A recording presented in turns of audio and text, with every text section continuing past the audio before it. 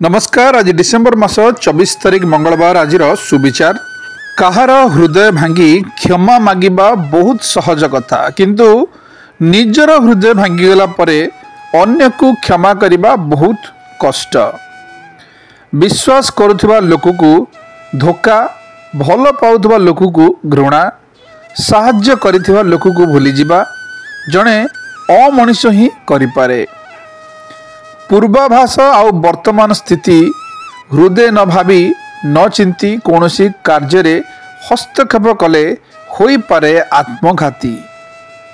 जहाँ आमर नुहे ताहा कदापि आमको मिलिबो नाही। जहाँ आमको पाइबार अछि केही आमठू दूरे पारिबे नाही।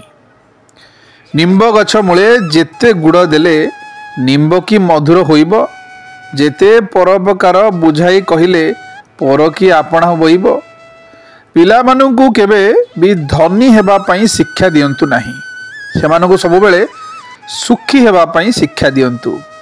यहा द्वारा सेमाने बड़ हेले आपणकर अनुभूतिर मूल्य देबा शिखिबे, किंतु अर्थर नुहे। जेते बेले बिना अधिकार रे किछि छड़े निया जाए तेबे महाभारत आरंभ हुए, एवं जेते बेले तुमे निजर अधिकार छाड़ी खुशी पाओ तेबे रामायण आरंभ हुए।